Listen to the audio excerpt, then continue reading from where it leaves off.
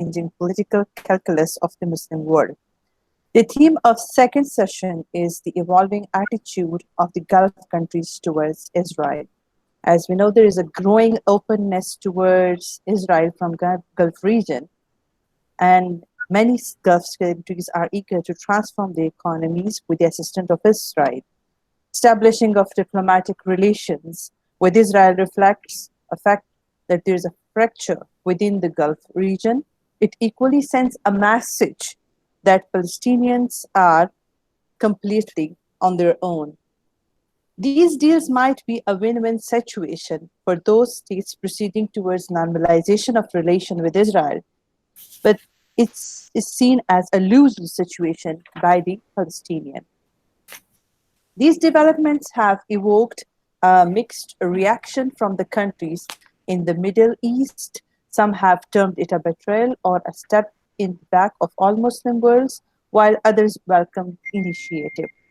It is also evident that the effects of these accords, which are yet to be fully considered, will extend beyond the immediate region and will likely be felt for some time to come.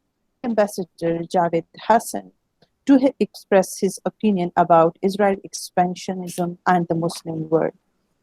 His Excellency Javed Hassan retired as the senior most serving ambassador of Foreign Office of Pakistan in March 2004 after a distinguished diplomatic career spanning about 37 years, during which he served on diplomatic assignments in important capitals including Paris, Washington, Beijing, etc.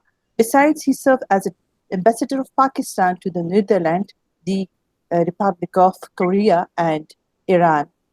His Excellency Javed Hassan also held important assignments at the Ministry of Foreign Affairs. He worked as the Director General for the United Nations and Economic Coordination from 1988 to 1991. Ambassador Javed Hussain was a member of Pakistan delegation to a large number of UN, OIC, ECO, and non-aligned meetings and ministerial summits, conferences during his diplomatic career. Since his retirement, he has kept himself busy in academic pursuits. He is the author of a number of papers on foreign policy and international issues.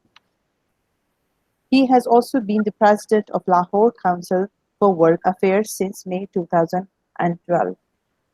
Now, sir, it's over to you to enlighten us with your opinion regarding the Israel expansionism. Thank you very much, Dr. Saima Gul. In my presentation, I would like to cover briefly first a quick historical survey of Israel's expansionism or expansion of the territory under its control. Secondly, and the implications of the recent agreements between Israel on the one hand and UAE and Bahrain. And third, how these agreements and Israel's expansionism, what kind of implication it has for the Arab and the Muslim world, and how Pakistan should respond to it. To begin, since its establishment as a state on 14 May 1948, Israel has steadily expanded the territory under its control. Actually, the process of expansion of Israel had started earlier, even before its emergence as an independent state. A quick historical survey shows that the number of Jews in Palestine increased from only 12,000 in 1845 to nearly 85,000 by 1914, constituting about 5% of its population.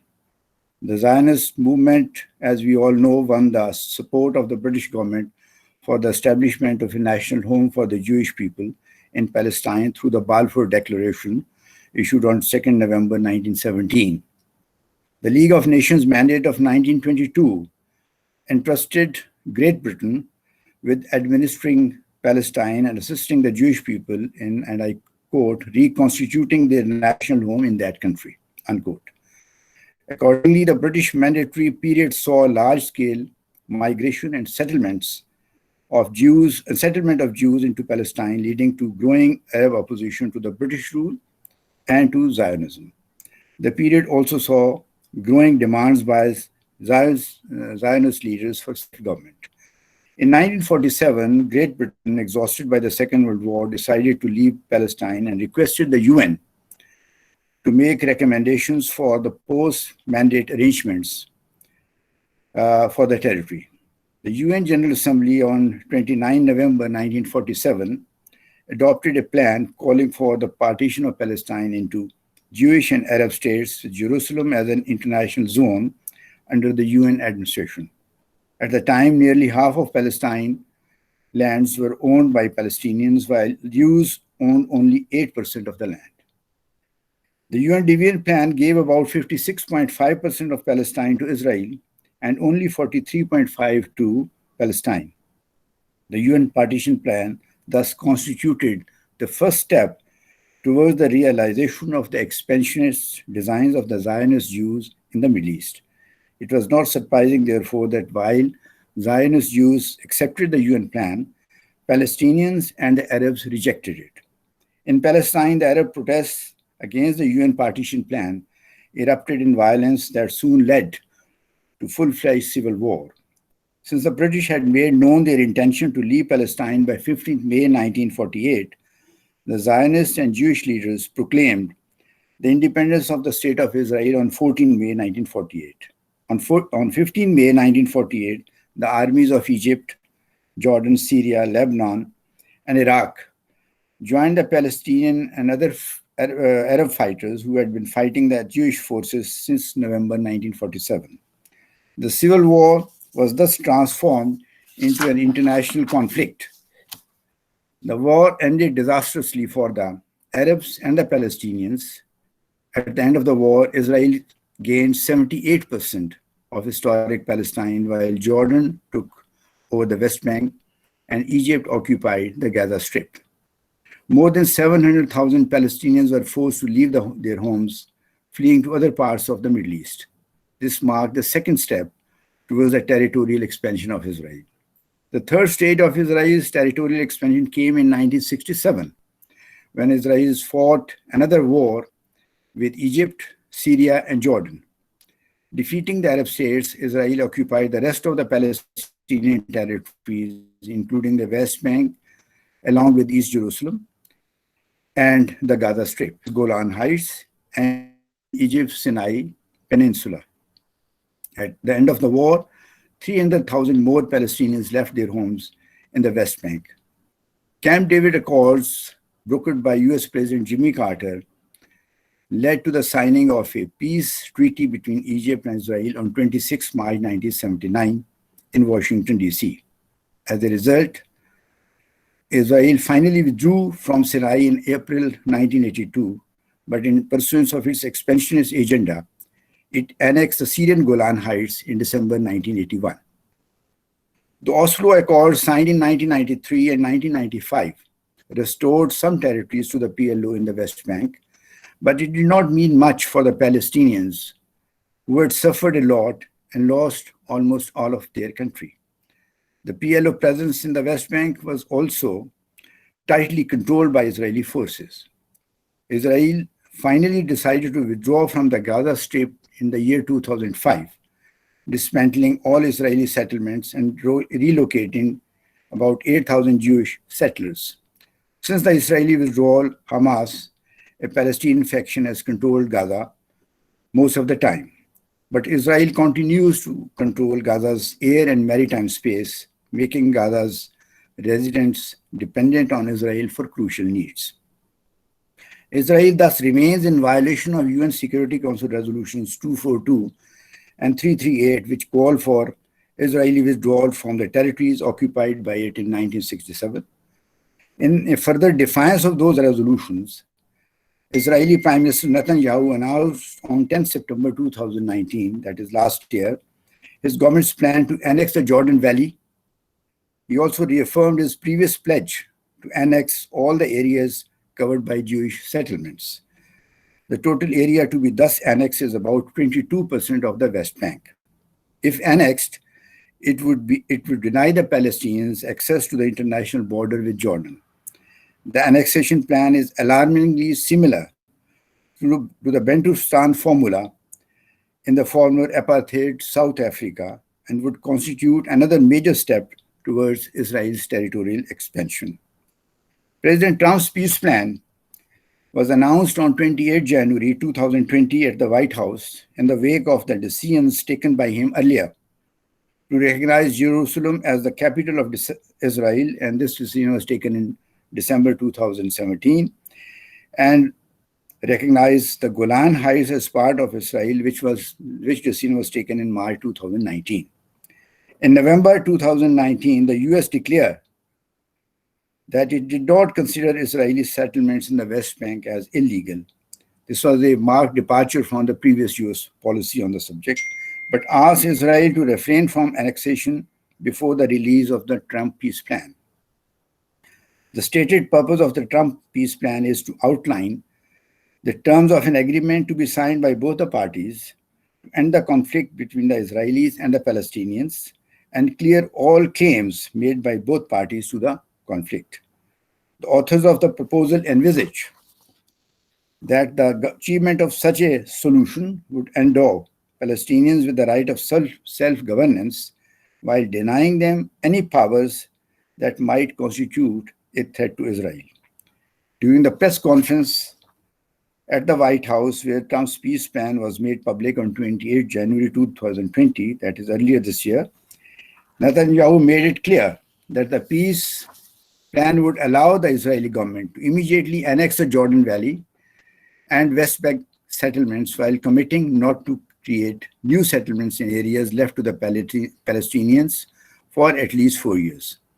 There is little doubt that the Trump peace plan runs contrary to the provisions of the UN Security Council resolutions 242 and 338 and would in effect advance Israel's expansionist agenda. The UAE-Israel agreement of the last month, followed by the more recent Bahrain-Israel agreement to fully normalize their relations with the blessing of the US, constitute a major step forward in Israel's efforts to gain recognition in the Arab world, despite its creeping annexation of the Palestinian territories. UAE and Bahrain are the third and fourth countries, respectively, after Egypt and Jordan, to sign a peace agreement with Israel. The agreements are to be formally signed in the White House on 15 September, that is today. As part of the deal with UAE, Israel will suspend but not halt its plans to annex certain Palestinian areas in the West Bank. As expected, the Palestinian Authority has condemned the UAE, Israel, and Bahrain-Israel agreements, which have been welcomed, however, by several Western countries. And of course, Palestinian Authority has condemned them as a betrayal of the Palestinian cause.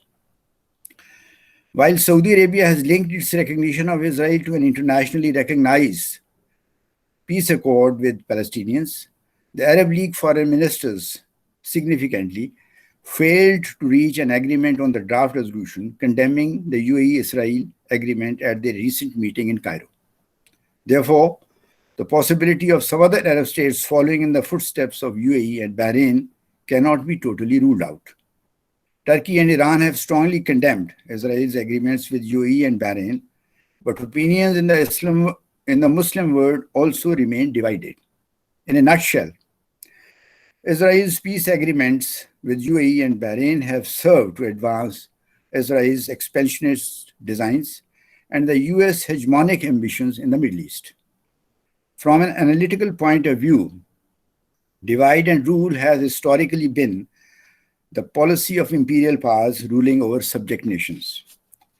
This was the standard practice of the colonial powers in consolidating and maintaining their rule over their colonies in the 19th and 20th centuries. Most of these colonial powers, including the UK, France, Italy, the Netherlands, and others, were forced to relinquish their control over their colonies gradually in the aftermath of Second World War in implementation of the principle of self-determination. As part of that process, the mandates of the UK and France over the former Ottoman territories in the Middle East came to an end, allowing the emergence of new countries. However, The attraction of the Middle East because of its rich energy resources, its location at the crossroads of Asia, Africa, and Europe, important land and maritime trading routes traversing through it, and the sacred places in Palestine, revered by the Muslims, the Christians, and the Jews, have kept major world powers deeply engaged in the affairs of this region. As the UK and France, the former colonial powers enfeebled by the Second World War, withdrew from the Middle East, the void was filled by the US. The process of virtual recolonization of the Middle East started in right earnest with the establishment of Israel and its early recognition by the US. For all practical purposes, Israel has served and will continue to serve as the US outpost in the Middle East, designed to promote its and broadly the Western strategic interests in the region. It is not surprising, therefore, that Israel's security has been guaranteed and its economy has been bankrolled by the US since its establishment in 1948. In the process, as mentioned earlier, Israel has considerably expanded the territory under its occupation and control. It remains in occupation of most of those territories in violation of UN Security Council Resolutions 242 and 338, defying all reasonable initiatives like the Arab Peace Initiative of 2002 for a peace settlement. Israel, supported by the US and European countries, has taken advantage of the political rivalries and sectarian fault lines within the Muslim world and the Arab world to advance its expansionist agenda. Its recent agreements with UAE and Bahrain, which have obviously been sponsored by the Trump administration, will encourage it to ride roughshod over the national rights of the Palestinian people. The possibility of an honorable peace settlement between the Palestinians and Israel in the foreseeable future has now become more remote than ever. And I would like to emphasize this thing, that the possibility of an honorable peace settlement between the Palestinians and Israel in the foreseeable future has now become more remote than ever because of these two agreements. As long as the Arab world remains weak and divided, the situation is unlikely to change for the better for the Palestinians. The reactions of other Muslim countries, barring a few exceptions, are also not very encouraging. It appears that many of them virtually sold their souls for petty material and political gains, ignoring the adverse implications of Israel's expansionism and American hegemonic ambitions for their long-term security and economic well-being. Israel's success in the realization of its expansionist agenda and the virtual recolonization of the Middle East by the US through various stratagems hold important lessons for Pakistan. Perhaps the most important lesson is that a country or a region suffering from economic and technological backwardness and political instability is likely to be exploited by other powers to its detriment. Secondly, while moral and legal arguments do help in defending a country's interests, in the world of realpolitik, national power plays a decisive role in the settlement of strategic issues of peace and security. Therefore, if Pakistan wishes to safeguard its national interests, counter effectively the threat posed to its security by India, and promote the Kashmir cause, it must strengthen its internal political cohesion and stability, accelerate its economic, technological, and scientific progress, and pursue a proactive foreign policy while maintaining a credible security deterrent. Finally, it is in Pakistan's own long-term security and economic interests to resist attempts by the Western powers to control the Middle East through the use of proxies and the policy of divide and rule. Our failures to do so may make us, that is Pakistan, the victim of their future machinations to destabilize our country. Thank you very much, Dr. Simon. Thank you so much, sir. It was very enlightening. Now I would request His Excellency Ambassador Asif Durrani Saab. He's going to highlight about evolving attitude of the Gulf countries towards Israel. He holds degrees of MS from University of Balochistan and masters from School of Oriental and African Studies, University of London. He remained as a journalist from 1980 to 86 and joined Foreign Office in 1986. He had various diplomatic assignments in Pakistan, mission in New Delhi, Tehran, New York, Kabul, and London. Ambassador of Pakistan, he remained Ambassador of Pakistan to UAE and permanent representative at International Renewable Energy Agency, Abu Dhabi. An ambassador of Pakistan to Tehran and a permanent representative of Pakistan to the Economic Cooperation Organization, Tehran, from 2016 to 18. Currently, he is serving as a senior research fellow in Islamabad Policy Research Institute. I request, sir, you please start your discussion regarding the evolving attitude of Gulf countries towards Israel.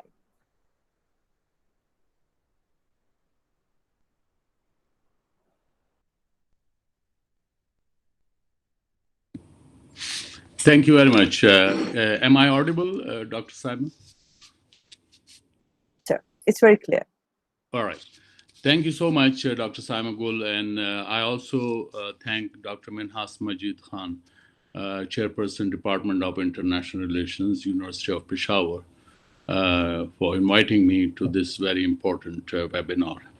And I've had the honor to serve under Ambassador Javed Hussain. He was my ambassador 22 years ago and a mentor. And I cannot fit into his shoes the way, incisive way he has presented about the historical perspective and in the chronological order.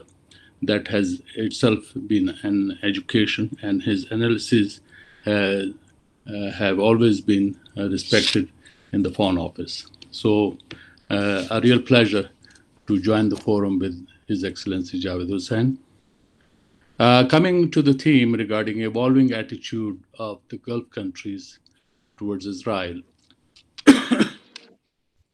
I think the Abrahamic agreement on 13th August this year between UAE and Israel marks the tectonic shift in the Gulf countries thinking towards the Palestinian issue, once described as a common challenge to the Muslim Ummah. There are certain bitter facts about the Muslim Ummah, which is vertically and horizontally divided, making Israel's job easy to neutralize Muslim countries one by one. Therefore, it should not be surprising for us to see that out of 57 OIC member states, 31 already recognize Israel. Hence, majority of Muslim countries either maintain diplomatic relations or have entered into arrangements to do normal business with Israel. As for the reaction in the Islamic countries, Palestinian leadership, including Hamas, and Iran, Turkey, and former Prime Minister of Malaysia, Mahathir Mohamad, have condemned the decision. However, Jordan, Egypt, Bahrain, Oman have welcomed the decision. Similarly, China, European Union, UK, Germany, France, and Spain have lauded and supported the decision. Therefore,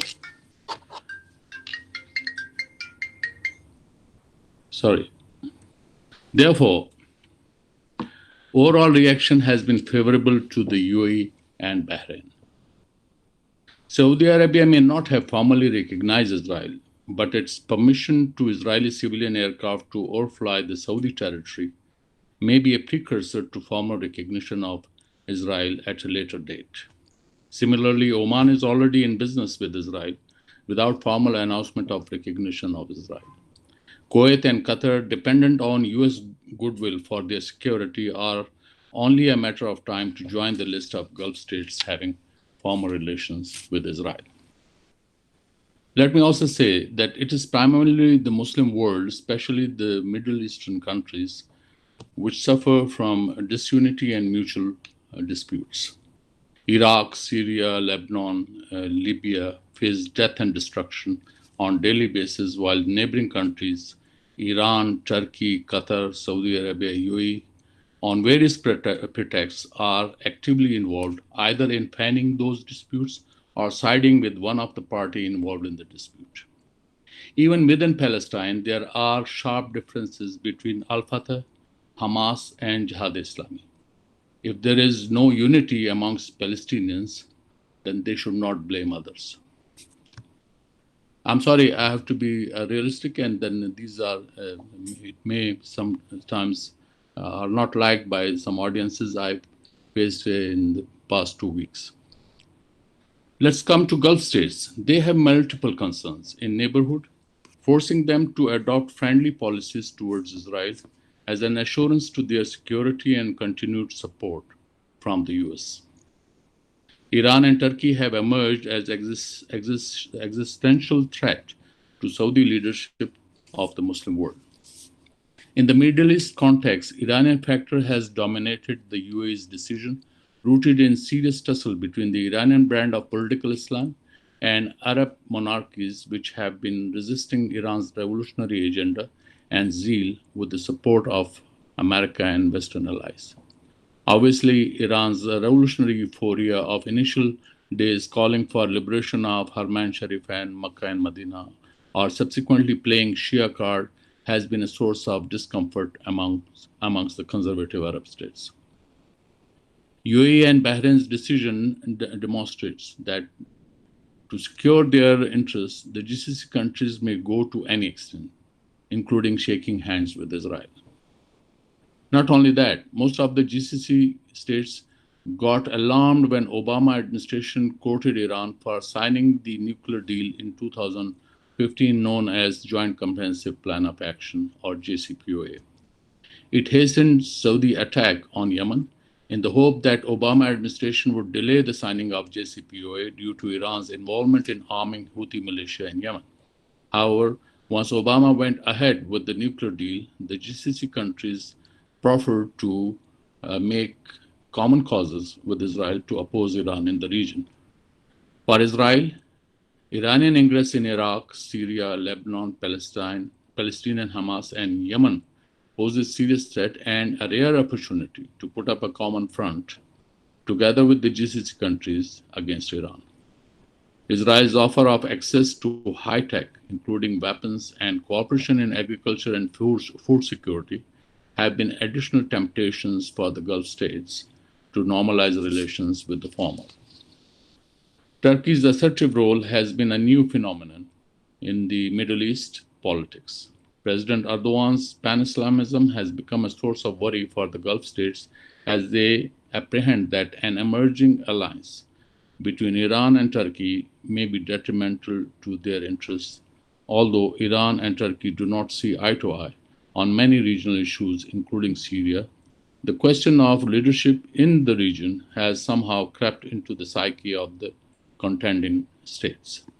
Meanwhile, involvement of China and Russia on the Syrian issue and Iran nuclear deal has further alarmed the GCC countries to look for countermeasures. Therefore, new alignments emerging due to the recognition of Israel should not be surprising for the countries of the Middle East, or for that matter, the Islamic world. Let's ask the question why UAE and Bahrain have opted this part of the year to recognize Israel and enter into peace agreement. There are a variety of reasons prompting such a decision, foremost being enhancing President Trump's political capital amongst the Jewish lobby for the forthcoming elections and to sell his peace plan for the Middle East, announced in January this year. President Trump has indicated there are many other countries to establish diplomatic relations with Israel. Second, a divided Muslim world offers the best opportunity to promote one-state formula by assimilating Palestinians in Greater Israel and close their chapter forever. Already far-right in Israel, including Mr. Netanyahu, are propounding the idea of one state with formidable support in the US. In case Palestinians offer resistance, they will be thrown out of the occupied land to the neighboring states or elsewhere. Gulf countries are major financiers of Palestinians, which would now become scarce or subject to good behavior by the Palestinians to be dictated by Israel. Therefore, in realpolitik, The UAE and Bahrain have exercised their sovereign right to establish relationship with Israel, even if their decision may be criticized by some countries. It also begs the question as to what material change did the Arab League or OIC could bring about in the past 7 decades to mitigate the plight of Palestinian people. Even if, cosmetically, the UAE's decision has extracted an understanding from Israel that it would suspend annexation of Palestinian territory. Emotional statements or accusation of sellout are not going to remedy the situation.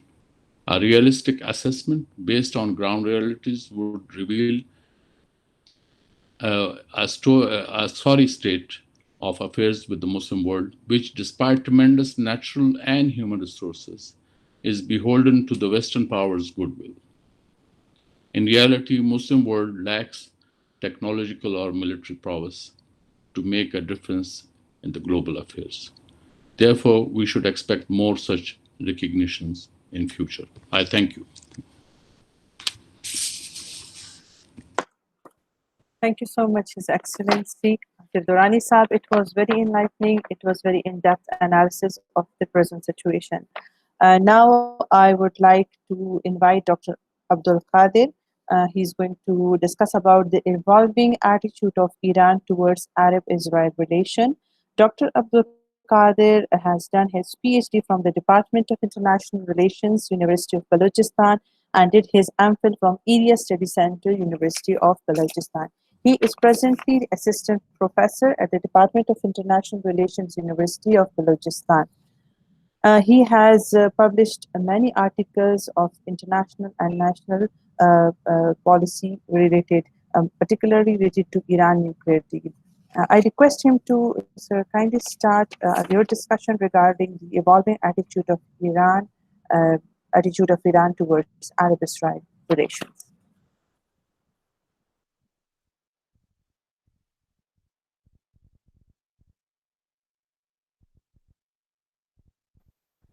Dr. Abdul Qadir Saab, we cannot hear you.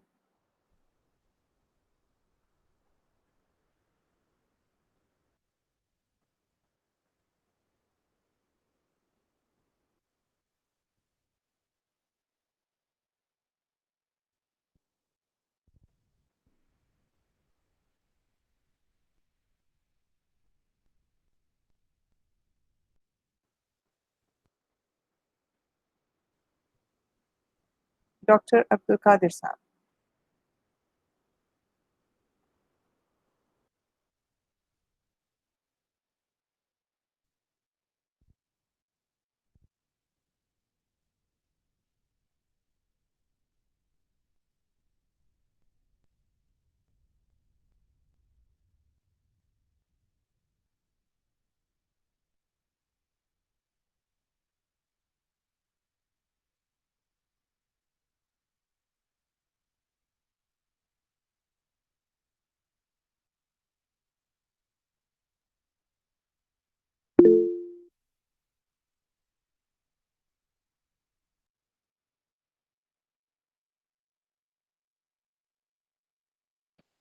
I think there's some connectivity issue with him. Salma, you can invite the next speaker. Okay. Now I would request our next honorable guest, Dr. Mustafa Kukuk. He is recently an assistant professor of international politics in the Department of International Relations at Izmir University, Turkey. He has a BS degree from the Middle East Technical University and an MA degree from the Bilkent University International Relations in Turkey. He earned his PhD in International Politics at the University of Wales, UK, and he's currently teaching the subject International Political Economy and Middle East Politics. Today, he's going to discuss about Turkey's recent approach to the Palestinian problem and Israeli overtures in the Arab Gulf. I request Dr. Mustafa Kukuk. Sir, it's over to you now.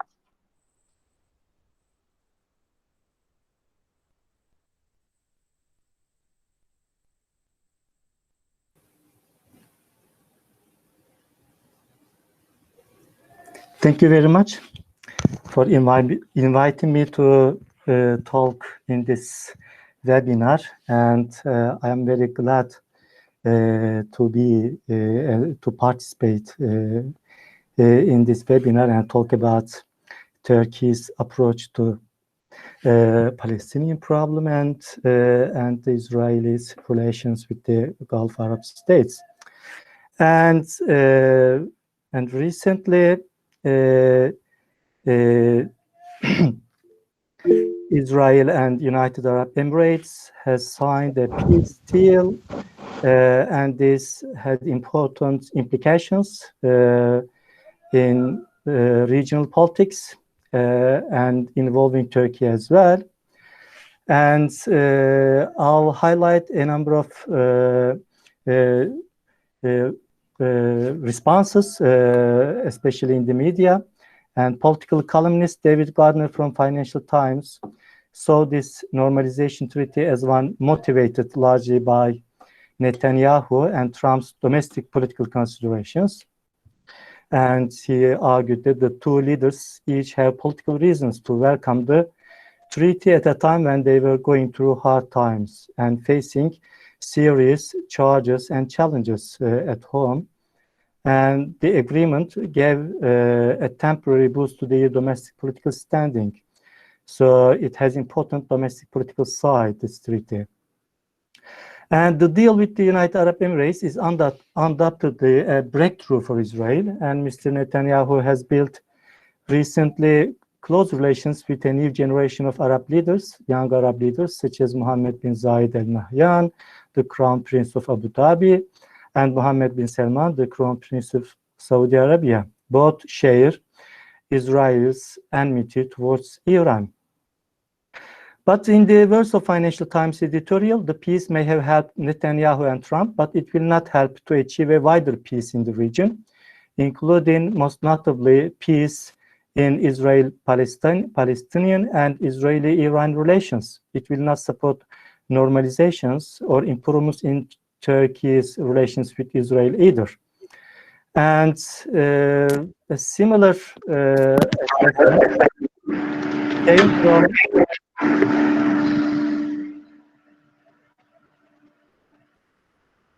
Is it clear now?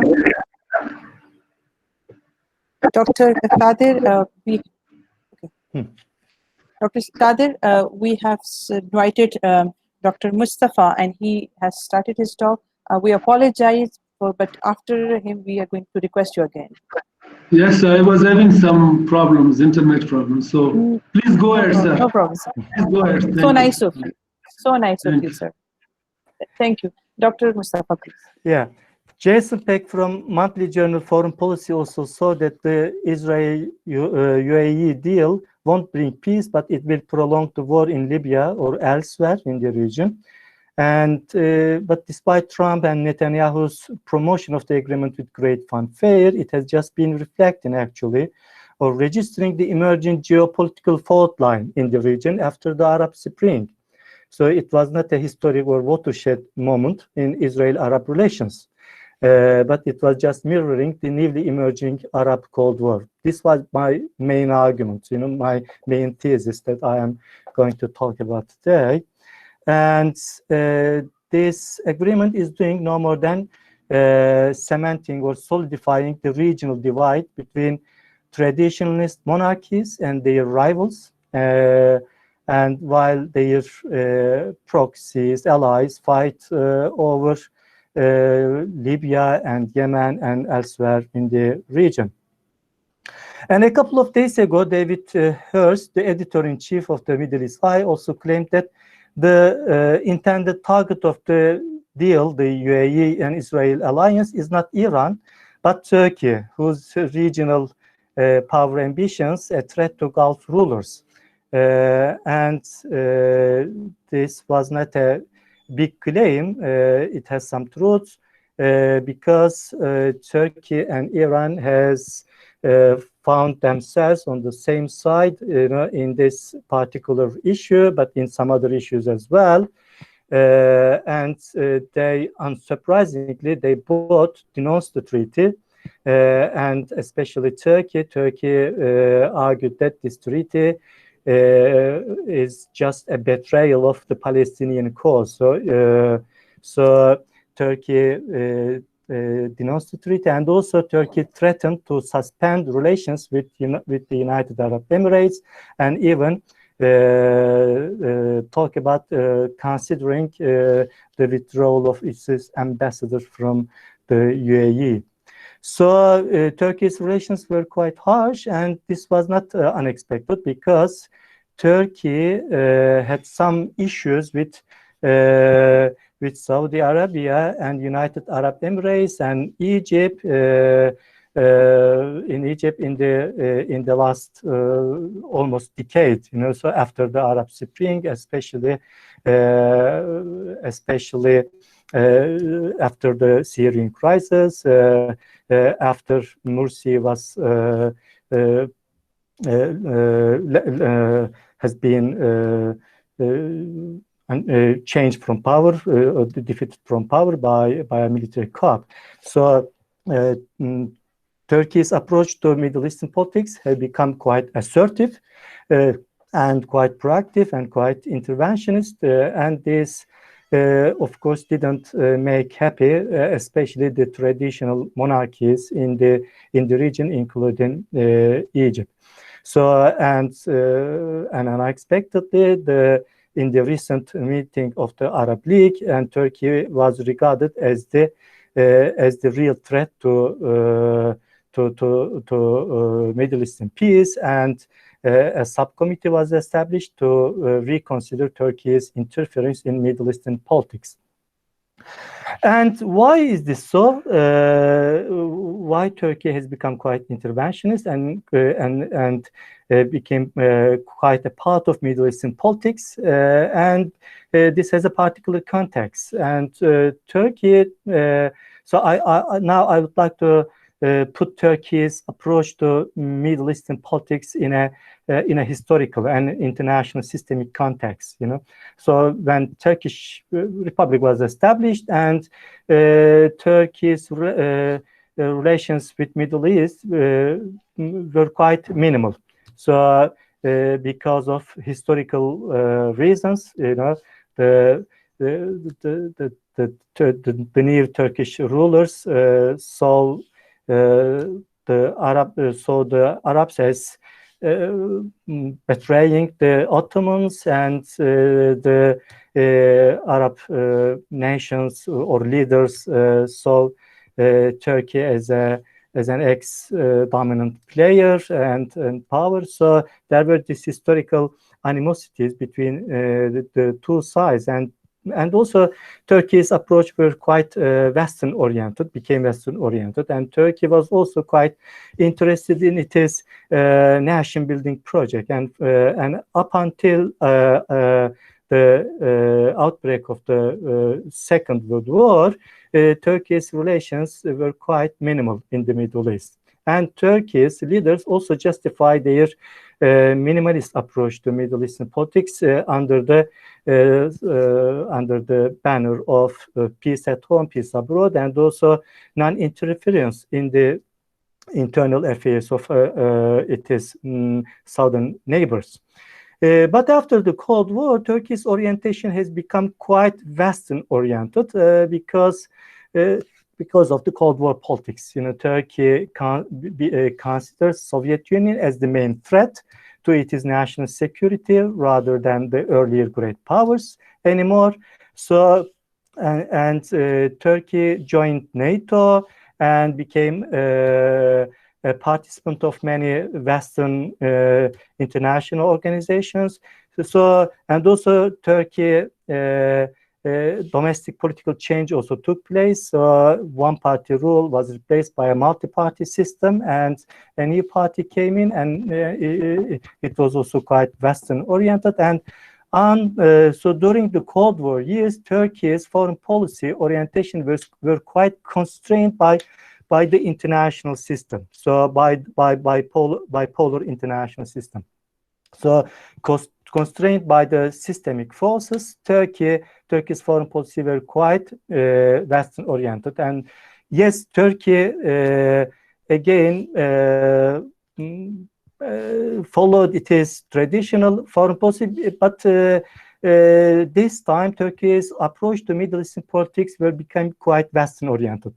So Turkey recognized Israel and had good relations with Israel, and also Turkey recognized the newly emerging Arab states, and Turkey tried to make a balance between its Western orientation and its Islamic roots. So, but still, its foreign policy, its approach to Middle Eastern politics were quite Western-oriented. But this began, and also, but there was one exception, and this show how the Palestinian problem, Palestinian issue, has significance in Turkish politics, and it was the partition of Palestine, and Turkey opposed the partition, and Turkey sided with the Arabs, although it was quite Western-oriented, although it recognized Israel as an enormous state, but Turkey was opposed to, before the creation of Israel, was opposed to the partition of Israel.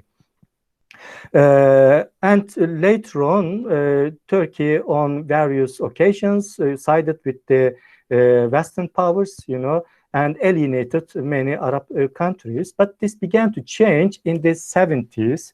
In the early 70s, there was the Cyprus problem. So Turkey tried to protect its ethnic minority in Cyprus, and Turkey made a military intervention, but this was not, of course, received positively by the West, and the United States put embargo on Turkey, and Turkey felt alienated by the West, and therefore Turkey began to diversify its foreign policy. Now it became much more pro-Arab oriented, Islam oriented, and Turkey began to take part in the more in the Arab world and have better, closer relations with the Arab world, and of course one of the reasons why it did so was to get support from the Islamic world for its Cyprus issue,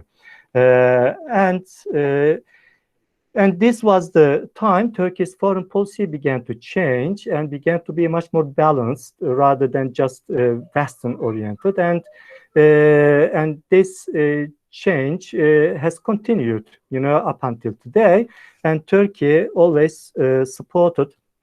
So Turkey found itself always in a dilemma. What kind of dilemma? Dilemma of having good relations with the West, and participating in many Western organizations, and even want to join the EU in addition to NATO. But at the same time, Turkey wants to have good relations with the Islamic world, including the Arab world, so Iran as well. So Turkey found itself in such a dilemma. So Turkish diplomacy was trying to craft such a balance between its Western orientation and with its Islamic identity. So, and this always created a series, of course, troubles in Turkish diplomacy, but Turkey tried to make this balance, but this balance sometimes favored the Islamic world and sometimes favored the Western world. In the 80s, it favored and 90s, it favored the Western world because Turkey's Western orientation became much more pronounced in its foreign relations, because in the 80s and especially when the Cold War ended in the 1990s, Turkey eagerly wanted to join the EU, and its foreign policy became quite Western oriented. And in the 1990s, Turkey's this Western orientation, and Turkey also had better relations with Israel and even made strategic rapprochement with Israel. And these relations, this orientation in Turkish foreign policy were again not positively received by the Arab world. But all these fundamentally change, in the early 2000s, when Justice and Development Party came to power in Turkey, and Justice and Development Parties coming to power was not just a governmental change in Turkey, it was a change of elites, political elites in Turkey, and also changing national narratives and roles in Turkey's foreign affairs. So when Justice and Development Party came to power, Turkish foreign policy took a different turn. The traditional Turkish diplomacy was always keep a distance from the Middle East, but this time under the Justice and Development Party, Turkey became much more involved in Middle Eastern politics and had better relations with the Islamic world. And Turkey became much more active member of the Organization of Islamic Conference, and even a Turkish person also became the General Secretary of the Organization of Islamic Conference, reflecting Turkey's investment in the Islamic world, and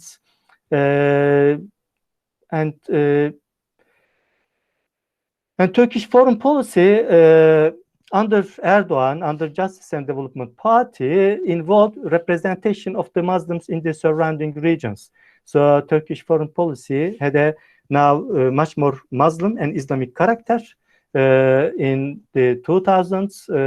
But of course, there were some changes even under the Justice and Development Party, even under Erdogan's leadership, because in the early days, in the 2000s, Justice and Development Party's priority was not the Middle East. Yes, Turkey became much more involved in Middle Eastern affairs, became much more an active participant in Islamic politics. But Turkey's priority was to join the EU. This was a national project, and also Justice and Development Party also embraced this project, and this party also secured candidate status and began accession process in 2004. So, but after some years, Turkey's European Union membership project went astray, so things didn't go as it was expected, and Turkey, towards the end of the 2000s, Turkey now began to feel alienated. So not only the government, the Justice and Development, led by Justice and Development Party, and Erdogan and the leadership, but also the Turkish public began to feel alienated by Western approach to Turkey and Turkey's discriminatory treatment over accession process, and there was too much resistance in Europe against Turkey's full membership in the EU. Therefore, Turkish foreign policy towards the end of the 2000s, early 2010s, began to be much more diversified under Ahmet Davutoğlu's orchestration, because he assumed foreign ministry, and he created the doctrine of zero problems with neighbors. So his foreign policy doctrine were quite liberal oriented and wanted to have closer relations, much better relations, and multi-dimensional relations with its neighbors rather than any more problems. And showed political will to solve existing problems, with Syria, with Armenia, and with many others, with even Greece, but also with others. But again, Turkey's attempts, to diversify its foreign policy and being an active member of, active part of an actor of Middle Eastern politics, this was not happily received by regional powers.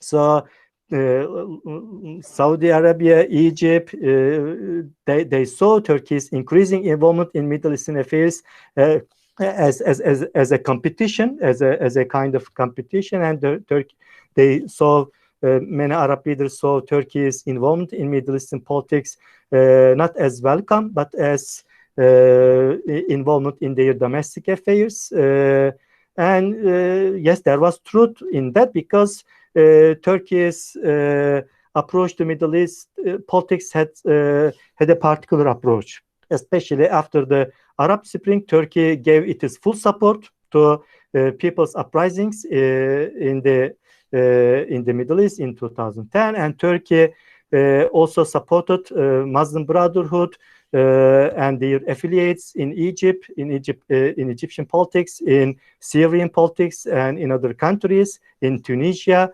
And Turkey also presented itself as a role model for some countries, and this had received some positive reception in some circles, but not so in many circles, especially by the traditional monarchies in the Middle East. And they saw Turkey's heavily involvement, especially with ideological involvement in Middle Eastern politics, and it is support for Muslim Brotherhood as a serious breach of their domestic breach of international rule, as non-interference in their domestic affairs.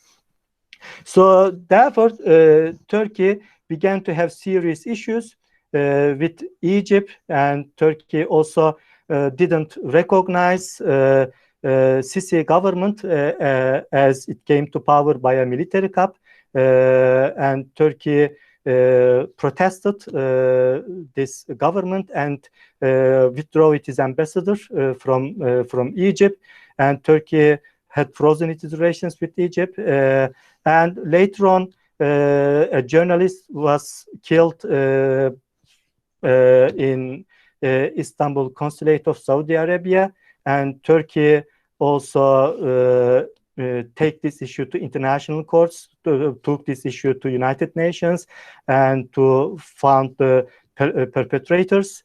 And this created again serious problems in Saudi Arabia.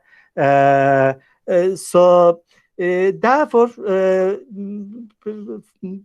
led by Egypt and followed by Saudi Arabia and United Arab Emirates and other Gulf countries, except Qatar, and Turkey had excellent relations now with Qatar.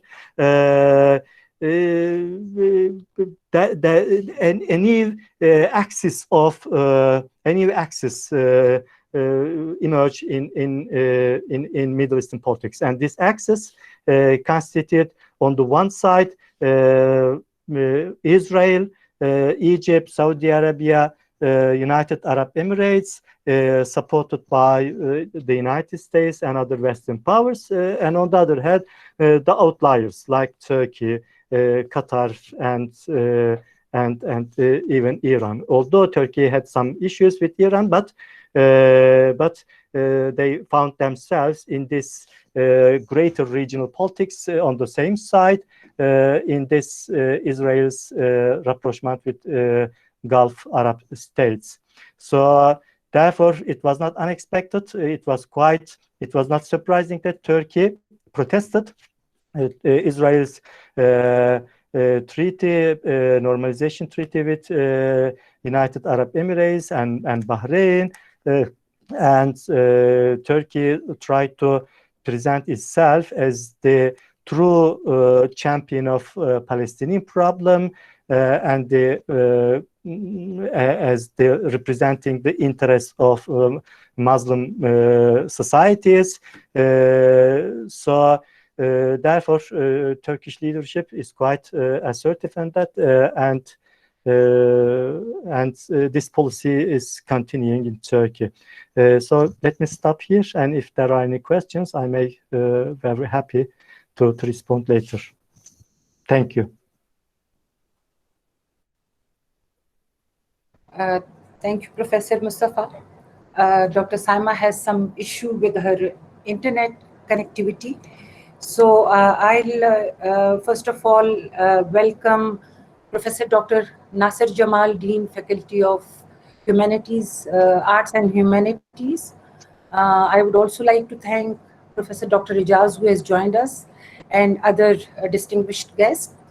Now I would like to invite Professor Dr. Abdul Qadir from University of Balochistan to have the forum. Hello, can you hear me, madam, now? Can you hear me? Oh, yes. Okay.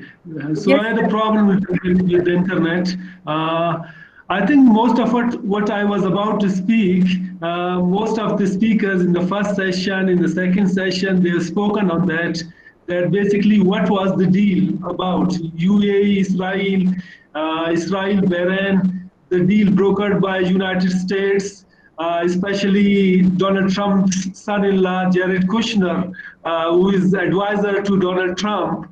And so there have been mixed reactions to the deal. Some countries have hailed it that it will lead to peace in the region, while others have termed it as disgraceful, a stab in the back of the Palestinians, etc. So certainly there have been certain changes in the Middle East. New alliances have been formed. It looks like there are two opposing alliances. One is like Iran, Turkey, Qatar, etc. And the other is like Saudi Arabia, Gulf states, and also Israel and United States with the backing of United States. So these alliances are being formed, etc. So there have been major changes in the Middle Eastern politics in the past month or so. And it seems like earlier my speakers have mentioned, in IR terms, we mentioned realpolitik, a term. It means that looking for one's own interest or national interest. So basically that means that national interest has been paramount. Pragmatism has been paramount, and historical considerations, ideological considerations, those have been given up. I mean, for 70 years, most of the Arab world refused to recognize Israel. Now suddenly 2 countries have recognized Israel. So these have been the changes also. And there's a major question, what is next? Which countries will follow next? Saudi Arabia, but there are still question marks. Saudi Arabia is the self-proclaimed leader of the Muslim world, and Saudi Arabia has denied that it will recognize Israel for the time being until Israelis have an agreement with the Palestinians. But I think we all know that there are clandestine agreements or meetings between Saudis and Israelis. There's a tacit agreement between the two going on for a number of years. As my earlier speakers have mentioned, it is nothing new. The UAE-Israeli deal has been, secret agreements have been, cooperation has been going on for a number of years. So suddenly why relations have been formalized? This is the main question, I think. I think there are certain advantages for a number of countries. As I was listening to Wali Nasra, professor at Johns Hopkins University, he was mentioning that, as other speakers have mentioned, that for Donald Trump, certainly he needs a major for policy success. He has failed in North Korea, he has failed in China, and he has failed to bring the Iranians to the negotiating table. So the elections looming in few months in November in the United States. So he needs a major policy or signature policy success. So he has been pushing these small, tiny Gulf countries to normalize relations with Israel. So they have buckled under the pressure, I think, and they have accepted to go on with their deals. For Israel, it is a major win. It is a win-win situation for them. They don't have to give up any occupied land. There's no pressure on them. And in return, two Arab countries have recognized them. So it is a major breakthrough for the Israelis for the time being, I think. For UAE, we know that UAE has been involved in a number of wars in the Middle East. UAE is very much involved in the Syrian civil war. UAE is involved in Libya as well. And UAE is involved in the disastrous Yemen war as well. The costly Yemen war in which they have still failed to defeat the Houthis, the rebels. So for UAE, it is also an advantageous deal.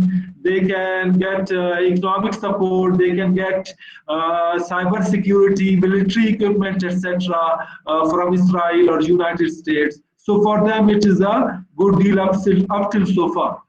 But as regard to the ordinary Arab people, Arab public opinion, I think mainly they are against Israel. They support the Palestinian cause. But since most of the Arabs are monarchies and authoritarian regimes, so there has been very little criticism going on. I mean, we have seen the deal has been done and there is very little criticism. There are no protests, no strikes going on. So this is quite baffling as well. So Arabs want to get support from United States, the GCC countries.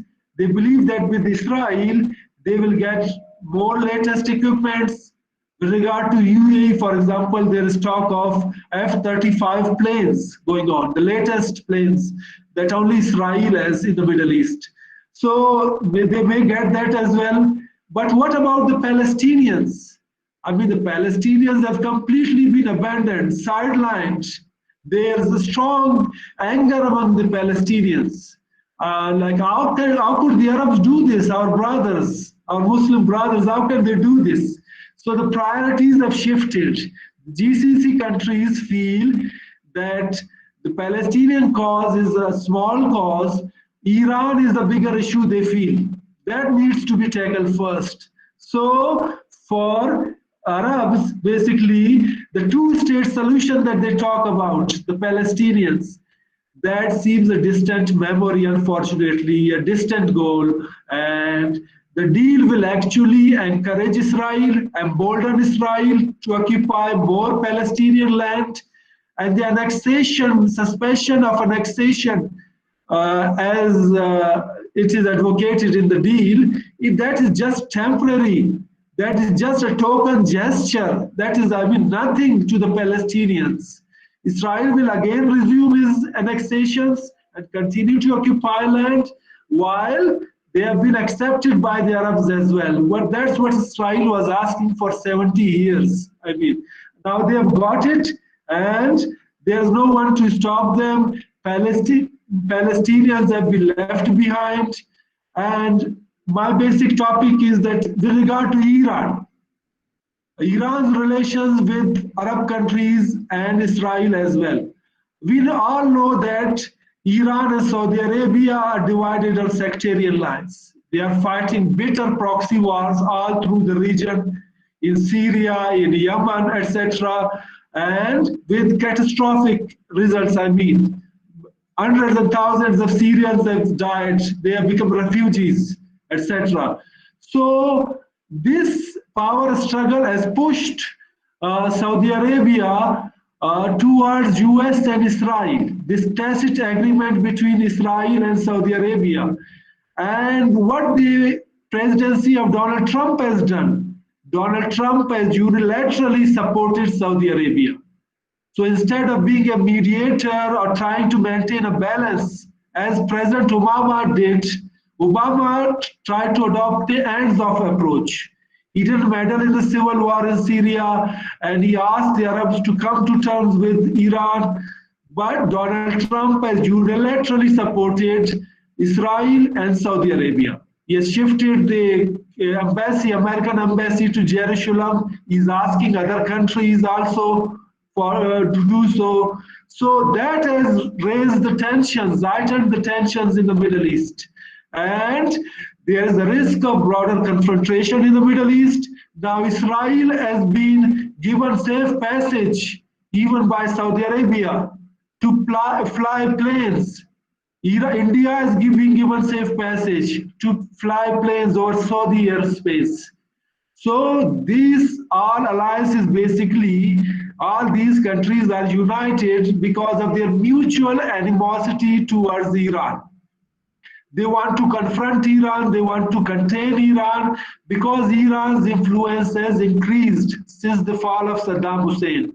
And there's a talk of a Shia crescent. Iran's influence in Iraq, Iran's influence in Syria, Bashar al-Assad is still there with the Russian backing despite the civil war. Iran is in Lebanon, Iran is in Hamas, allied with Hamas as well. So the Shias are in ascendancy, they feel, the Saudis, and they have to contain the Iranian influence in the region because both Iran and Saudis compete for regional hegemony in the Middle East. Each claims to be the self-proclaimed leader of the Muslim world. So that is basically the huge problem, and the Saudis have even accepted to go towards Israel even, which was unthinkable a few years ago. I mean, no one would think about that as well. So Iran's influence in the region increased, but this deal has further heightened the tensions. Iran feels more insecure. Now Israel is on the Persian Gulf, so Iran may get more aggressive with its proxies, its militants, and Iran may start its own nuclear program again. That was one of the reasons that Israel and Arabs were so much against Iran, because of the Iranian nuclear deal of 2015. So I think the security has been compromised of the Gulf states, and Iran is certainly no Iraq. Iran is a much bigger power. Iran has a much bigger population area, armed forces, and certainly Iran can choke the Strait of Hormuz, where majority of world oil passes through. So we can say all in all, the Muslim world are basically in shock. Ordinarily, the Arabs, Muslims are in shock. The OIC and Arab League, their telling silence is quite baffling, I mean, and they don't know what to do, what to say about this deal, etc. It's going on. The major changes are going on. So far, that is what has happened, and the Palestinians still remain disenfranchised, stateless, and there's no one to help them, unfortunately, so far. So that is I think, basically what I've thought of basically the whole deal. Thank you very much. Thank you. Thank you so much, Dr. Kader. Now I would invite our last speaker of today, Fatih Bermoshi. He is an assistant professor at the University of Sfax, Tunisia. His research interests touch upon various themes affecting the changing nature of Britain and US, including the main principle of US foreign policy in relation to the role in Middle East and Britain's relationship with EU. He was a visiting scholar at the University of Florida, participating in some lectures and seminars on US foreign policy. His recent publications include Brexit and EU migration on BBC and CNN. Today, he is going to discuss about the coverage of the UAE-Israel agreement, implication to the peace process in region. Now, over to you, Fatih Bermoshi. Thank you very much. Thank you, Chairperson, and thank all of you for the invitation. I've really appreciated the talks for this panel. They are really quite interesting. This is the title of my talk: CNN coverage of the UAE-Israel agreement, implications to the peace process in the region. And this is my argument. I would argue that the Israeli agreement, UAE agreement, has been framed as a breakthrough in terms of peace process, breaking the ice between two parties and speeding up peace negotiations between Israel and Palestine. But also, I believe that this argument matches most of the themes covered by the presenters in a while. So this is the outline, quick introduction, then objectives and research questions, methodology, corpus description, findings and discussion, with the two main points that I would focus on, and then a few concluding remarks. For the introduction, of course, the Israeli-Palestine conflict has always been controversial, which has generated a bulk of studies from different angles and perspectives. And here are a few examples. Cite, for instance, 79, the question of Palestine, focusing on the Nakba catastrophe in 48, of course, and shedding light on the status of Palestinians, as well as the misrepresentation of the Palestinian cause in the Western world. And then Smith, 88, Palestine and the Arab-Israeli conflict, of course, with the focus of Zionist commitment to create a national home, while Arabs were on the defensive, and they have been on the defensive for a while now. And then Slater, 2015, terrorism and the Israeli-Palestinian conflict. But, well, one argument that is quite interesting in here, Israeli terrorism has been morally worse than the Palestinian one. That is according to Slater. And of course, there has been growing concern now about this conflict and this issue, basically following the deal, the UAE-Israeli deal in August 2020, which requires more research, possibly, and investigation, basically from a media studies perspective, and in relation to the peace process and people's attitudes towards the whole issue. And of course, you should know that ROR has been intense, raising more interest in the impact on stability in the Middle East, the whole area. And basically the time frame, as some of the presenters already mentioned, stability in the region is at stake now, and Trump's popularity is at stake, basically in terms of, domestic affairs first, given the rise of Biden now, his head before the election. These are the objectives and research questions. The first objective is to gain a better understanding of the CNN coverage of the Israeli-UAE agreement. And then the second one is to shed more light on the impact of media framing in shaping public opinion. And these two objectives, two questions correspond to these objectives. How did the CNN cover the agreement? And then what is the implication for peace process in the Middle East? This is an idea about methodology. I would follow Ben-Porath's media framing. And Ben-Porath argues that frames can shape the way people think about issues, persons, and events. And he labels 4 frames: value framing, strategy and issue framing, and attribute framing and responsibility framing. And I will be considering the 2 last frames, attribute, framing, and responsibility framing. For the corpus, it is, it could be a kind of pilot study, I would say, that could help students maybe in your department to find more avenues and perspectives to deal with the whole issue. So these are 50 articles selected from the CNN website, in addition to 10 YouGov polls, which are qualitatively and thematically analyzed. And these are my findings and discussion. So the agreement has been framed, as I mentioned earlier, as a breakthrough in the history of the peace process in the area, but also as an attempt by Trump to balance power in the region and stop the Iranian threat. And of course, these frames have been detected mainly through headlines and leads reflected in opinion polls, which correspond, as I said, to attribute framing and responsibility framing. For the first point, this is what Trump said about the agreement: a significant step towards building a more peaceful, secure, and prosperous Middle East. And of course, for him, the Abraham Accord would encourage other countries to follow suit, and they did. We'll come to Bahrain in a while. Enhancing peace process in the whole area. So why Abraham Accord? That is quite significant. You know, this land is home to 3 main faiths: Christianity, Judaism, and Islam, of course.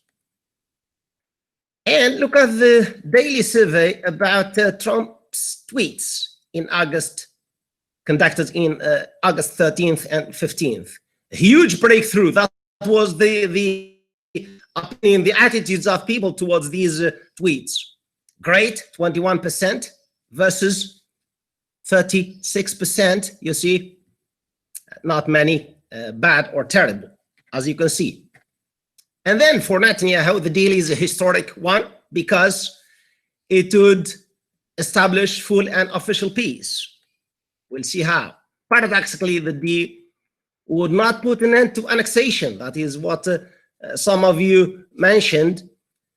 We received a request to wait temporarily from President Trump, but not the issue of annexation is not removed from the table. And that is quite important.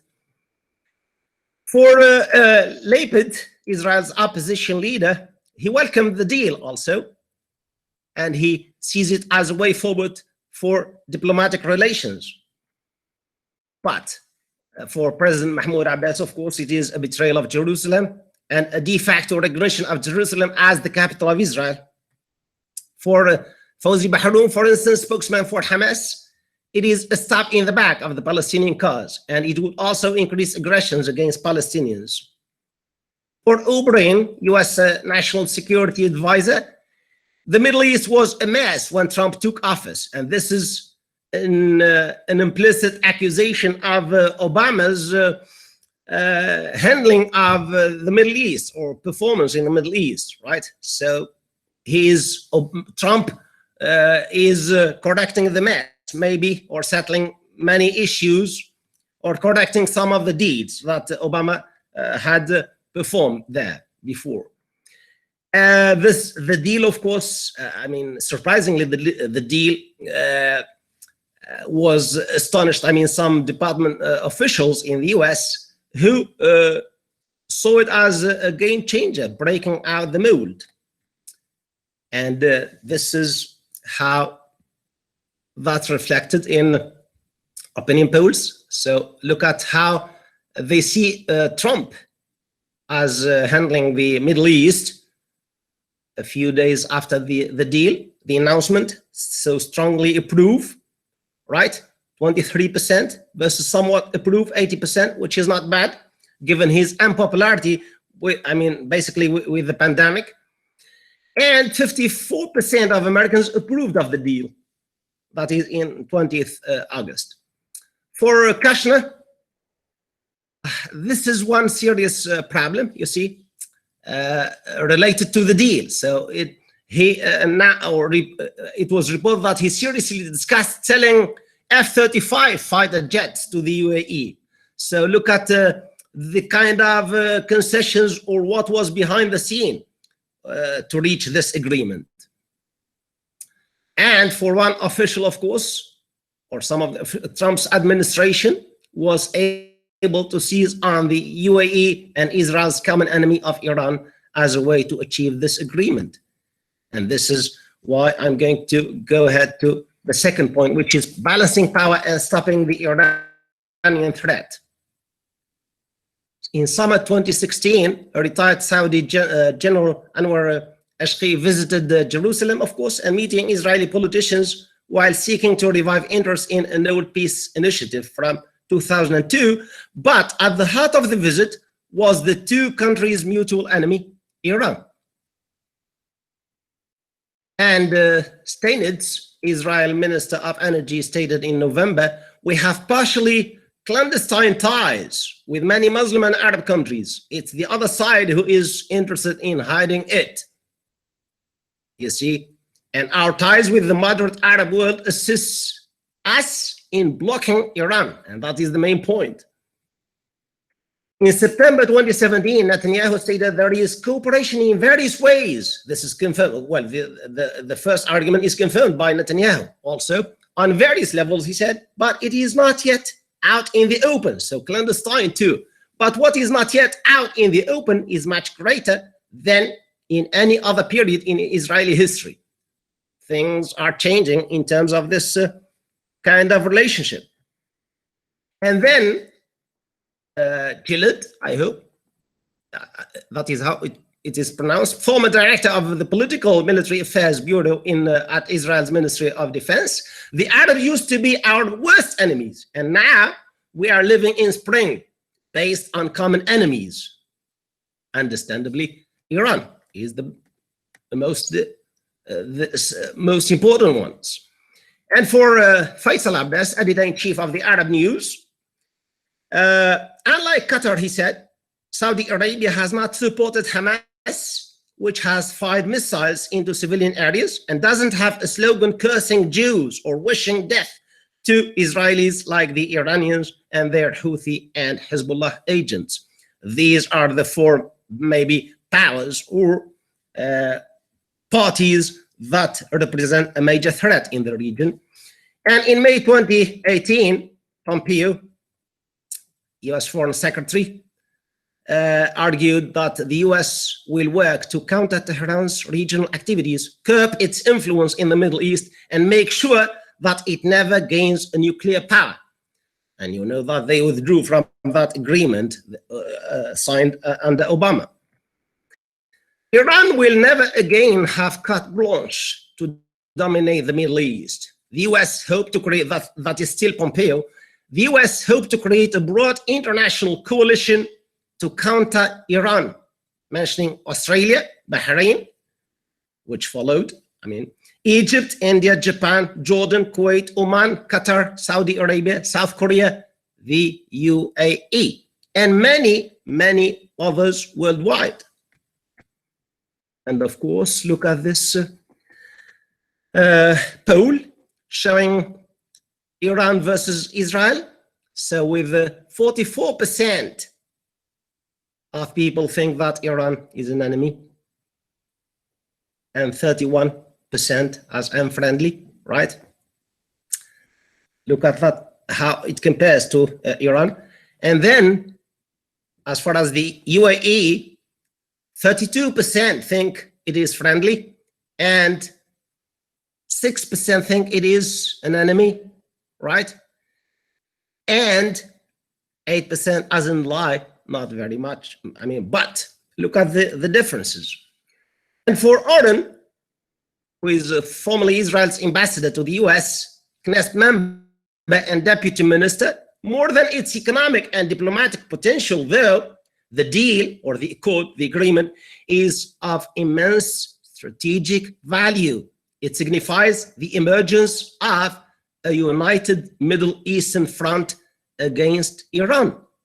Again, this is the hidden part of the deal, maybe, or the most important one, significant one. So as a conclusion, I hope that I have shown you in one way or another that the deal has been framed as a historic breakthrough in the region, but there was, or there has been, a plan to curb the power of Iran. And of course, more research is required for a better insight into the role of Trump's administration, for instance, in the peace talks, taking into consideration the recent deal between Israel and Bahrain, of course. And today is a significant day, the 15th of September, as the ambassadors mentioned already. This is how Trump tweeted, another historic breakthrough today. Bahrain, that is what you should know, students, sits only 60 kilometers from Iran, home to a Shiite majority ruled by Sunni Sheikhs. Bahrain sees major benefit in this anti-Iran solidarity effort brokered by the US. Netanyahu, it took 26 years to get from the second peace agreement with an Arab country to the third agreement, and 29 days to go from the third peace agreement to the fourth. And there will be more. So we expect more agreements, right? So which Arab country will be next? By answering possibly this question, changes on political calculus of the Muslim world would be unveiled. And I leave you here. Thank you very much. Thank you so much, Dr. Fatih Bamishi. It was very interesting. We all learned a lot. And now the house is open for the question answer session. If any one of you have a comment, you can briefly comment on any of the topic. Thank you.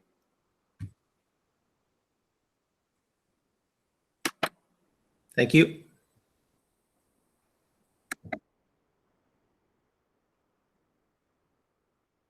I guess there is one question for Dr. Abdul Qadir in the chat box. If you can check, Dr. Qadir.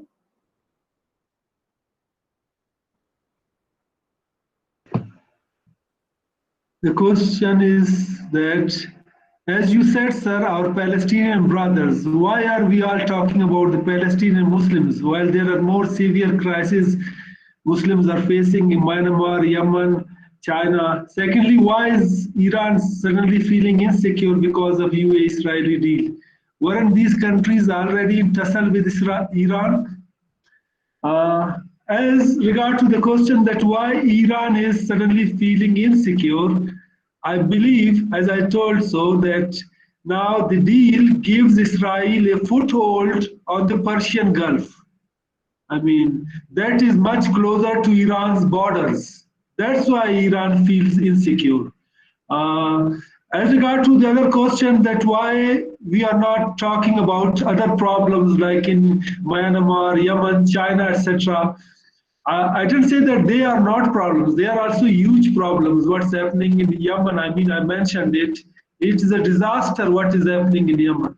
There's so much poverty in Yemen. It's such a tribal society, and the war is raging on, going on, with very little news of what is happening. I mean, the pictures are there to see, videos have been there.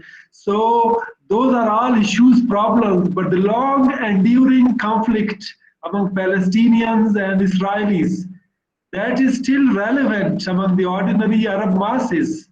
One cannot deny that even. I mean, if the Palestinians continue to be dispossessed, atrocities are being committed, etc., that affects the whole Muslim world. What we watch on the television, for example, what is going on inside Gaza, in West Bank, etc. I mean, that affects people, ordinary Muslims.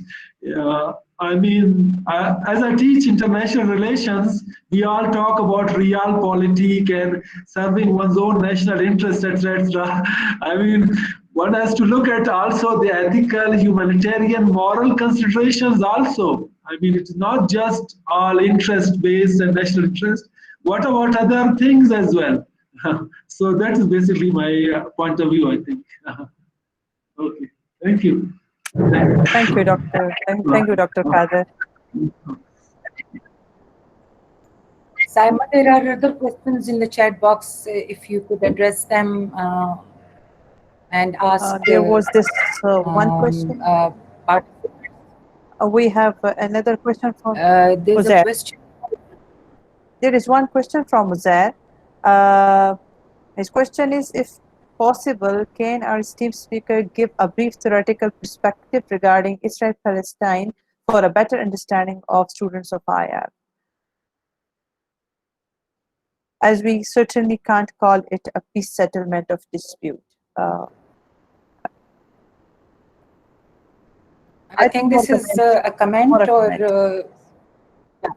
there's a question from Professor Zakiullah, Department of Pharmacy, University of Peshawar.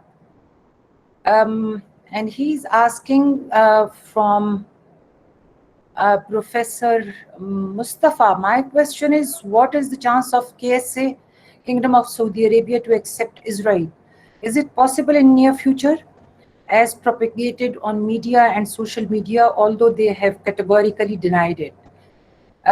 Professor Mustafa Qasim, this is for you. It's a difficult question for as university lecturers. We are not making great predictions, right? We don't want to be in a situation that we foul ourselves, and making prediction is difficult. But the things are quite clear. As we see from outside, right? So what is important is not to have just a signature on paper, right? So yes, we know that there are what we call overtures, right? Some kind of rapprochement, as we see, between Israel and Saudi Arabia. There is no question about it. So therefore, whether there is a formal peace agreement or not, this will not change the situation on the ground in a very radical way. So, and for a very long time, we know from history that Israel had a secret collusion with Jordan, right? And they all kept denied it. But today, as one of the leading Israeli historians, the Avi Shlaim, argued that, and he found historical evidence for this as well. And Jordan and Israel had secret agreements, and to be disclosed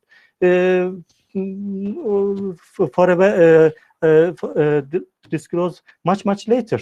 So therefore, Israel, in one way or another, openly or not, so wants to have some kind of recognition from Arab states, and even Oslo peace came as a result of secret negotiations, right? So therefore, Israel always want to have some kind of recognition with Arab countries, although his offer was quite minimal, right? So and in today's agreement, we also see that they what they offer is an American jet, and also what they offer is what they will not do, right? So they will not do the annexation today.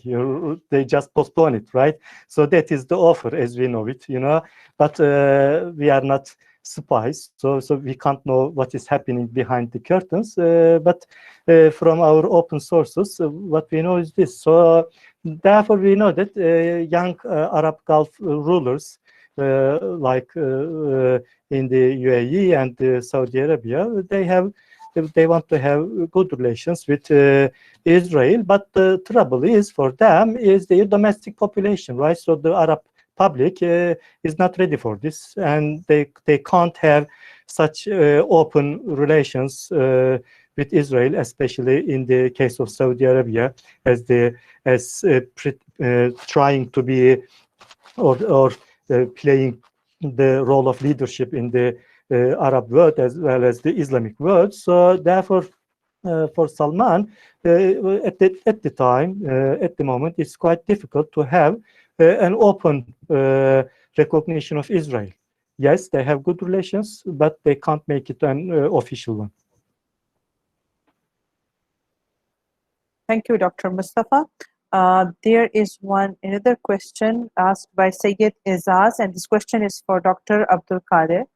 The question is, what would be the implication on OIC if KSA also recognizes Israel, especially in the context of Pakistan?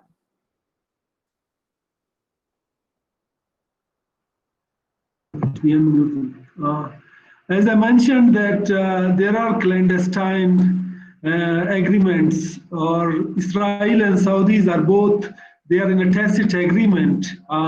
So basically what the Saudis are doing right now, they are testing the waters. I mean, they are seeing what will be the reaction among the Arab people. Now UAE has recognized Israel. Now Bahrain has done that. If Oman does that, Sudan does that, or Morocco, etc., what will be the reaction? So they are testing the waters, that what will happen. And if all these countries recognize Israel, so maybe Saudi Arabia down the line will recognize Israel. As opposed to the question of OIC, I mean, OIC has long been an irrelevant, forum. They have regular meetings, they issue statements, etc., and no one really takes notice of them because they are not uniting force. There's so much disagreement in OIC. Iran is there, Saudi Arabia is there, other matters are there. So OIC has long been an irrelevant forum. It has long been a non-issue. Thank you. Thank you, Dr. Kadir. There is one question and any of the speaker can answer. The question is asked by Visal Ahmed, who is MPhil Scholar, Center for Biotechnology, University of Peshawar. His question is, if there is an increase in number of Muslim countries regarding the acceptance of Jewish-occupied Palestine, I mean Israel, for the world, so will Pakistan think about acceptance or not?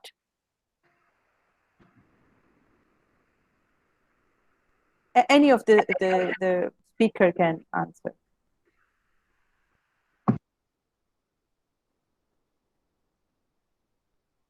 If I may intercede on this question. Please, sir. I think we cannot be more Catholic than the Pope. Already out of 57 members of the OIC, 31 have recognized Israel. And there are others like Saudi Arabia and Oman and Morocco, which are in the pipeline. So this is not the question. The question is whether the Palestinians, they get their right to self-determination. Now that question, in fact, Palestinians will themselves have to fight for. When they fought for in the Intifada 1, they got the Oslo Accords, but down the line, then they had Intifada 2. And in the process, there were certain missed opportunities also. But at the same time, don't forget that Israel is fully supported by the United States, the #1 hyperpower. And whatever is happening, see the timing, what is happening about the recognition of Israel in quick succession, first by UAE and then followed by Bahrain, and there'll be others as President Trump has announced. So in that respect, I think it is also a political gimmick because of the November elections. So that is also there. But as for Pakistan, I think whether we recognize it now or not, I don't think it is going to make a tangible impact. Had we done it in 1992 when India had recognized Israel, and then it would have been different. But now, even if we do that, better lines have already been drawn. On one side, you have Israel, United States, the Gulf countries, and that will be joined by India. So here, I think options for Pakistan on that count would be quite difficult, or at least we will have a cliffhanger walking. So therefore, I think we have to tread carefully, but at the same time, there is no hurry to recognize Israel. Thank you so much. Okay, sir. Thank you so much, sir. We have another question and any of the speaker can answer. Asked by Zakiullah Saab. He is Assistant Professor, Department of Pharmacy. And the question is, how much there are chances that KSA will accept Israel as propagated in media nowadays?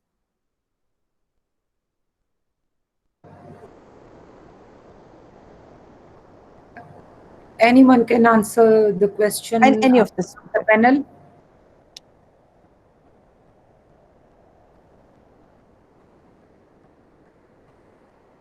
We will request us, Rani Saab. No, can you repeat the question, please? Yes, sir. How much chances there are that Saudi Arabia will accept Israel as it is propagated in media a lot nowadays? Well, I think on the lighter side, I think they are already having a love affair. They only have to decide about the marriage date. Right now, I think they are going through the prenuptials. So for all practical purposes, Saudi Arabia is facilitating Israel.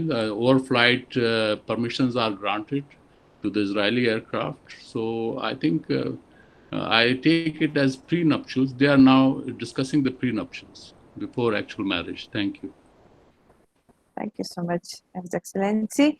Well, there are a lot of questions, but in the middle of the... Okay. Dr. Fatih, you want to add something? Yeah. As far as the Saudi Arabia is concerned, I believe they are in good terms with Israel for the time being, but I'm not quite sure that they would have an agreement as the one signed by with the UAE or Bahrain recently. So they might be, as Netanyahu suggested, I already mentioned, I mean, that was behind the, I mean, not in the open and clandestine ones, till they get more and more Arab countries possibly signing or with, I mean, establishing a good.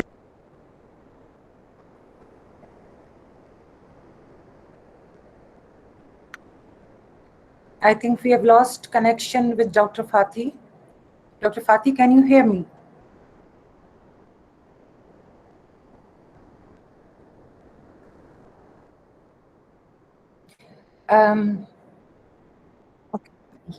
It seems he has a bad connection. Dr. Saima, can you see a question asked by Visal Ahmed, MPhil scholar?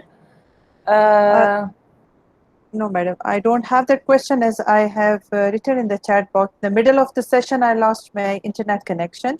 So if you have any question, you can directly ask. Well, I can, but you Yes. didn't. Go ahead, Dr. Fathi.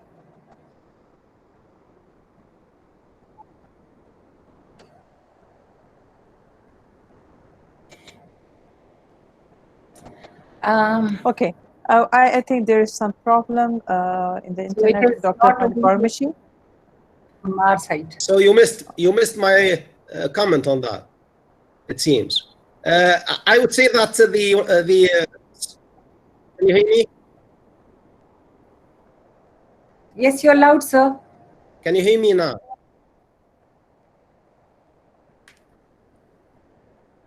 Hello? Can you hear me? You're loud, sir.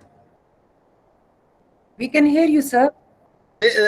Saudi Arabia and Israel are in good terms now. Yeah. I said they are in good terms.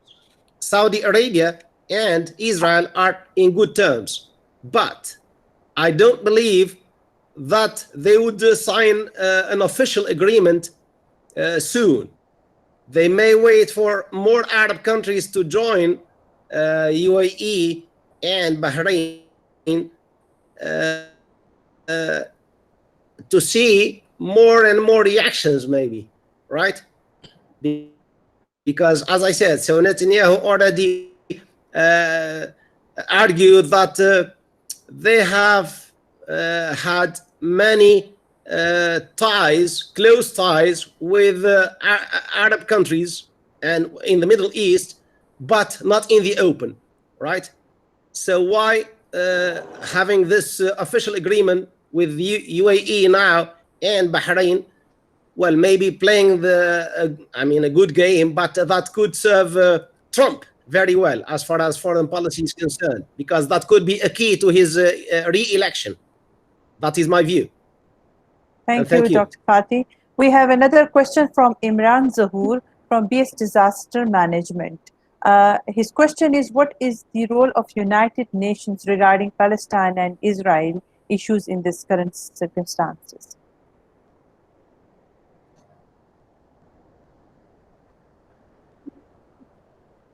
Any of the panelists can answer. I mean, anyone. Okay, His Excellency Asif Durrani Saab is going to answer. Thank you. I think there are resolutions. You talk about UN General Assembly, then overwhelmingly Palestine gets the support. But if you talk about UN Security Council, there have been resolutions like 242 or 338, which have been actually the reference point for the right to self-determination of the Palestinians. But there's a big hurdle, and that is United States veto. And United States has exercised maximum number of vetoes for Israel in order to block any consensus building up on Palestinian right to self-determination. So therefore, one should not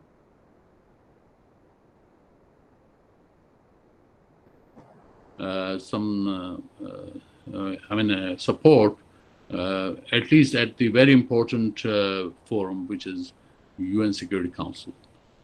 That's my short answer. Thank you. Thank you, sir. Dr. Saima, there is another question from Visal Ahmed, MPhil scholar, University of Peshawar.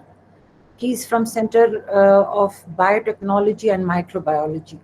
And his question is that if there's an increase in the number of Muslim countries recognizing Israel, God forbid, he has written.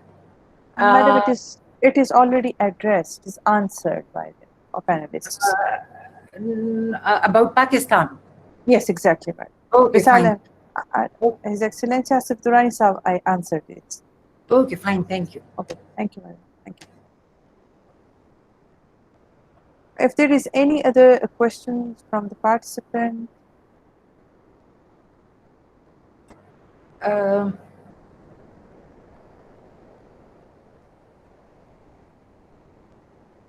is Dean Arts and Humanities with us?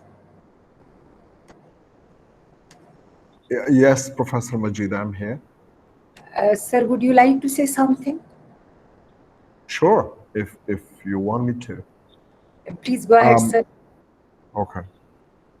Respected speakers, dignitaries, students, thank you. I'm sorry I joined you late, but I was attending to something else, which you can take as an excuse or a fact. I personally think that as students of international relations, we need to keep in mind how international relations are determined by economic interests or strategic interests. And my personal opinion is that when it comes to Muslim countries, they can very easily be divided into two kinds. One which have purely emotional interests, the other which have emotional and economic interests. Like, for example, Turkey has bilateral relations with Israel. And in the last few months, barring the COVID crisis, the trade between Turkey and Israel shot up significantly. And I think the Israeli parliament also approved of this relationship that is there with Turkey.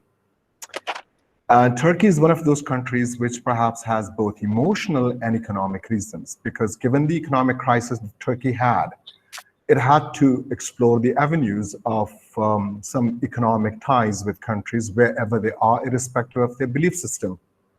But at the same time, it also had to have the emotional side intact, because the present government's, most of its vote bank is from the emotional side or the belief system.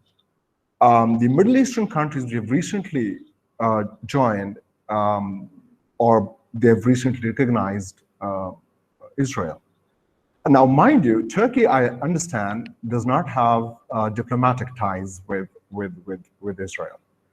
But it has business ties with Israel. So keeping the emotional side intact by not having diplomatic ties, but at the same time having economic ties with Israel. Then there is another kind where there are purely emotional reasons for the international relations that a country decides to have with some countries. I personally, for one, rank our country among those who have purely emotional reasons. And once the economic realities that Pakistan has reach a point where perhaps we realize that we need to reach out to different countries, irrespective of their belief system, we might begin to see some sort of a rapprochement or some sort of an understanding, and which would hopefully address the economic interests of our country. Now, Saudi Arabia, for example, is a country that's reluctant in deciding its ties between emotional, because it can't afford to keep economic interests in mind entirely. So it has to keep the emotional side intact, which is why, even though there are reports about relationship between Israel and Saudi Arabia, but they are not official. So earlier, I think Asif Durrani Sahab used a premarital or prenuptial kind of metaphor. I will take it a little further, and I would say it's more of an extramarital relation that Saudi Arabia has with Israel. It's there, but they're hiding it. The kind of relationship that Turkey has with Israel is more of a second marriage, but they're keeping it, you know, a little iffy.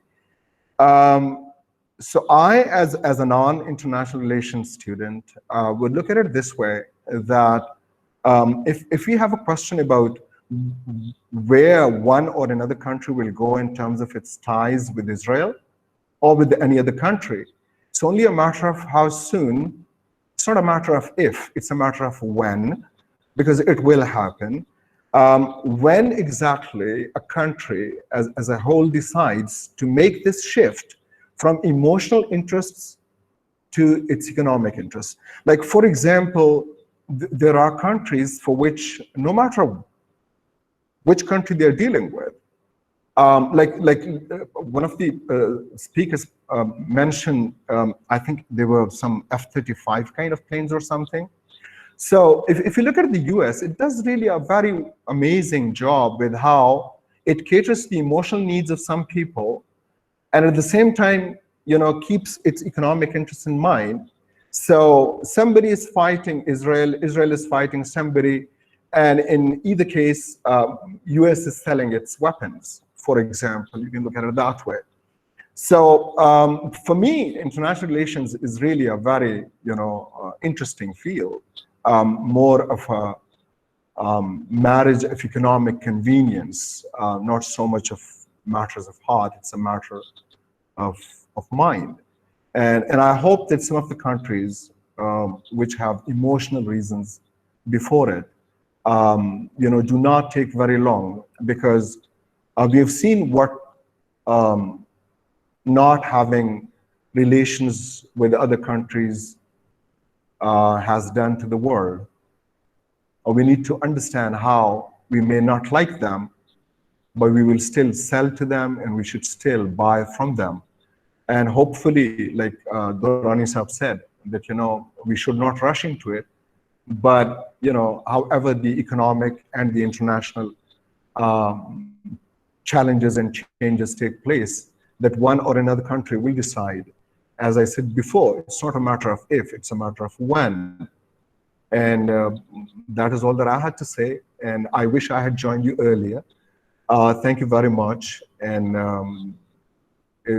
I wish we could have you physically come to Peshawar. And I hope that soon that can happen. It would be really very nice to host you and to extend the local hospitality. Peshawar is known to be the nightmare for vegetarians. So those of you who are fond of lamb or any other kind of meat, you're most welcome to come. And there are some significant beverages and food available. Thank you very much. Thank you, Dr. Dewan. There is a question for Fatih Barmeshe. We are running short of time for, we are about to start our third session. Just one question, one thing that I would like my audience to know. I have posted the link for the third session in the chat window. Kindly join the concluding session through that link, because it would be more interesting, and specifically for the students of international relations, journalism, and other departments. We have 3 speakers from United States in that session. So I would request all of you to join the last session. Over to you, Dr. Saima Gul. Thank you, Dr. Minhas. This is the last question, and the question is for the Fatih Barmeshe. The question is, will it affect the UAE's relationship with other Muslim countries after this peace agreement?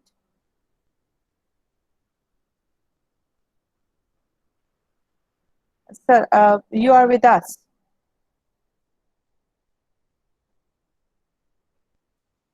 Yes, sure. Okay. But can you repeat your question, please? I didn't get it. Yes, sure. Why not? Is it a reliable peace agreement between the UAE and Israel and what will be its impact on the UAE's relationship with other Muslim countries? I see.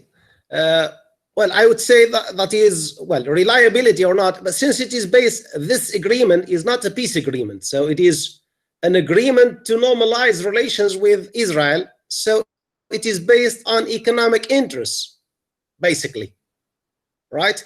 And I agree with the dean who said, well, emotions first, and then you have two types of, you see, relations in politics. Emotions are, well, are not the concern of any politician, I would say. You see, so it is based on economic interests and who would benefit from these kind of agreements. So my understanding is that it would not affect the relationship. I mean, UAE's relationship with other countries much, because it is a very powerful country and it has some economic interests all over the world. Thank you. Thank you so much. Thank you so much, Dr. Fateh. I would like to thank now all the distinguished guests, speakers, and participants for your presence here. The panelists highlighted every angle of this issue and critically dealt with that. We have now lots of questions, but because of the shortage of time and we have to start the third session, I would thank once again all of you on behalf of Department of International Relations and your presence here. Here we end our second session and see you in the third session again. Thank you. Thank you, everyone.